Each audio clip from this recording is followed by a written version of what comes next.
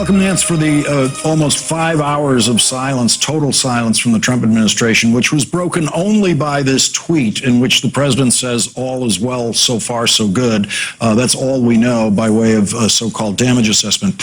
The only hope that we had was from an NBC News report, NBC News reporting about the missile detection system that the National Security Agency runs in Maryland, which tracks the possible launching of missiles around the world.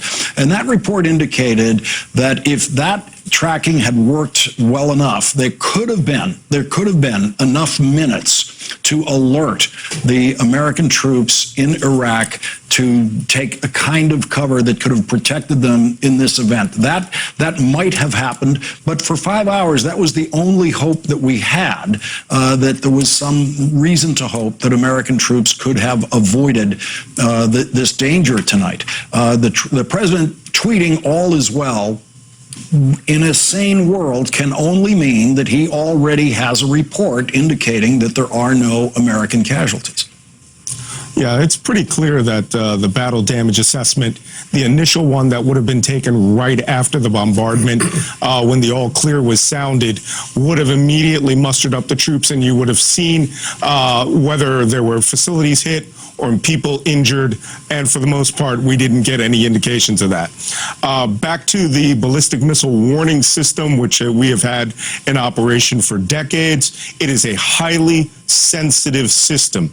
I don't want to get into the details of it, but we have the ability, and I have been bombarded by intermediate range ballistic missiles in the Persian Gulf, and that system gives you a lot of warning time.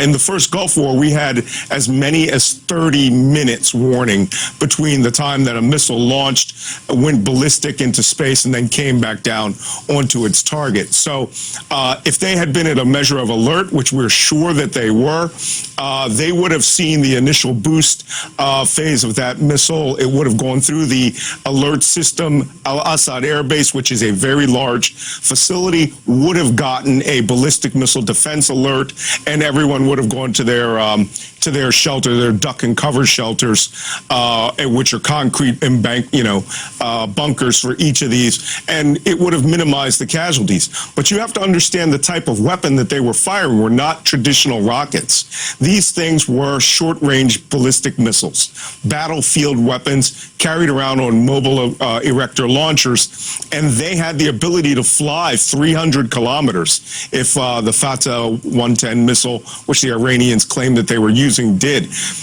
We usually get hit by rockets that are much smaller than that and usually happen 1, 2, 4 at a time.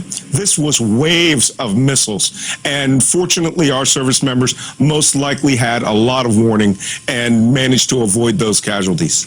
Daniel Ben Naim, the Iranians said tonight that they were willing to attack. Their next move is to attack Israel, to attack the city of Haifa, attack Dubai. These are two non-combatant nations in this situation. They basically announced, here are our plans to commit war crimes if Donald Trump retaliates to our retaliation.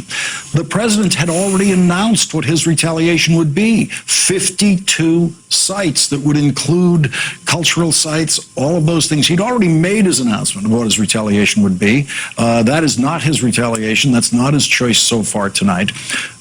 If the president does retaliate, is the Iran threat as possibly empty as the Trump 52 sites threat may turn out to be? Well, look, let's hope so. I think that what the Iranians were trying to signal was essentially, we're going to lob some missiles, and if you retaliate, we're going to have a catastrophe on our hands. They were trying, I think, to find a way to de-escalate. Now, if when the president says all is well, what he means is that no Americans, and hopefully also no Iraqis, and no coalition forces were killed. At the best case, that is an incredibly gratuitously dangerous position to be in. It is remarkable to think that tonight in the Middle East, the line between war and peace was the precision of Iranian missiles fired from hundreds of kilometers away and the restraint of Donald Trump. The reason that we got to this moment is a failure to ask three of the most fundamental, underrated words in American foreign policy. And then what? Okay, say we do this, then what happens? And the reason you need to ask those questions is because escalation and miscalculation are real. Just look at Qasem Soleimani. When he launched those, when his Iraqi proxies launched those rocket strikes that killed that American, he didn't think that 3 chess moves later he would be dead.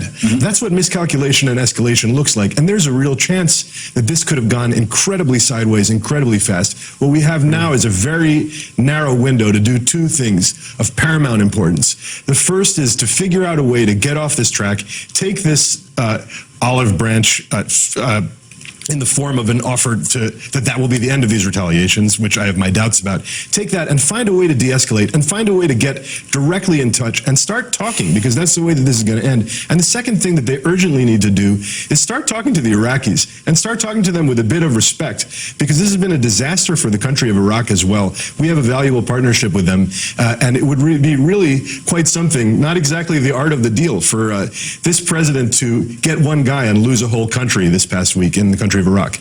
Wendy Sherman, let me just go to you on this trading of threats between the president and Iran. We know President Trump has issued many empty threats. He's threatened to just obliterate North Korea, and then that completely disappears as a threat. So when Donald Trump threatens 52 sites in Iran, I know that might actually be 0 sites. It might be 52. It might be 102. It's Donald Trump, so it has no meaning.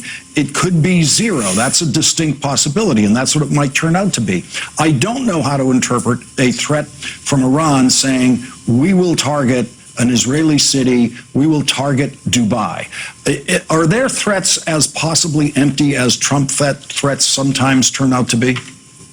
Well, I think Daniel made a very good point. I think that in part, Iran is saying this can end in a catastrophe, and it can end in a catastrophe as horrific as the one you laid out with your 52 sites. They also reminded America that we, I believe, accidentally shot down an Iranian airplane that cost 209 Iranian lives, which Iran has never forgiven us for, by one of our Navy ships. So there's a lot of back and forth here, and whenever you have a negotiation, oddly, I was talking to one of the classes at Harvard about this today, you have intent and you have impact. The intent of Donald Trump's tweet, which is to really thump his chest and to say, we are great, we are phenomenal America, we can crush you. And impact, how is that received by the other side? And I think in Iran's case, they are playing against Donald Trump. They are very good at rhetoric and propaganda and threats. And as Ali Aroushi pointed out quite rightly, a lot of this is for domestic constituency and domestic propaganda. So it remains to be seen if we can begin those diplomatic channels to talk with each other quietly and seriously. Wendy Sherman, Ben Rhodes, Malcolm Nance, Daniel Ben-Ain, thank you.